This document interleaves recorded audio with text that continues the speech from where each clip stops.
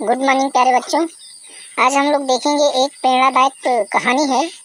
इसको हम लोग ध्यान से सुनते हैं और समझते हैं और इसका टाइटल है वक्त हमेशा एक सा नहीं होता है। तो इस कहानी को सुनेंगे और उसके बाद में इसकी जो अच्छी बातें निकल के आएंगी उसको हम अपने जीवन में, अपनी लाइफ में उतारने की कोशिश भी करेंगे। तो आइए हम लोग देखते हैं कि ये कहानी किस तरह से है। इस कहानी में एक औरत रहती है, ठीक, उसी की कहानी है। तो आइए हम लोग देखते हैं। ये कहानी एक खूबसूरत औरत की है जिनका नाम प्रभा देवी था। उस औरत का नाम क्या था? प्रभा देवी। और ये एक खूबसूरत महिला थी और ये क्या थी? एक प्राइमरी स्कूल की टीचर भी थी। ये बात लगभग 1980 के वक्त की है, जब देश में छुआछूत बुरी तरह छाया हुआ था। ठीक, प्रभा देवी स्कूल पढ़ाने जाती थी, लेकिन उस स्कूल में आए बच्चों को हाथ नहीं लगाती थी, यानी उसके पास नहीं रहती थी। बच्चों को थोड़ा दूर ही रखती थी अपने पास से। यहाँ तक कि बच्चों को सख्त हिदायत थी कि वह मैडम से 1 फीट की दूरी से ही बात करें, यानी दूर से ही बात कर सकते थे। और मैडम जो थी उनकी किताबों तक को हाथ नहीं लगाती थी। स्कूल के अलावा उनके घर में भी कुछ इस तरह के ही नियम थे। जिस तरह से वो अपने स्कूल विद्यालय में नियम बना रखी थी, उसके घर में इसी तरह के नियम थे।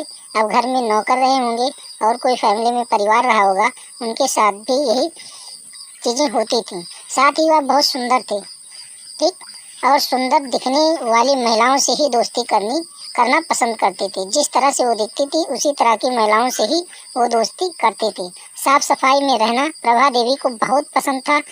वो बिस्तर पर एक जरा सा भी गंदगी नहीं देखना पसंद करती थी। यहाँ तक कि छोटे छोटे बच्चों को भी वो प्यार तो बहुत करते थे, यानी बच्चे उसे पसंद तो थे। उन्हें तोहफे देती थी, खाने की अच्छी अच्छी चीज़ें देती थी, दिल से उनके लिए दुआ भी देती थी। पर उन्हें कभी अपनी गोद में नहीं बैठाती थी और न ही अपने बेड पर, क्योंकि उसे हमेशा बच्चे के गंदे कर देने का डर होता था। इसलिए वो बच्चों से भी थोड़ा दूर ही रहते थे। वक्त बीत गया, समय बीतता गया। जब प्रभा देवी की उम्र 70 वर्ष हुई, उनके पास उनकी एक बेटी रहती थी। अब प्रभा देवी को एक बहुत बुरी बीमारी हो गई थी।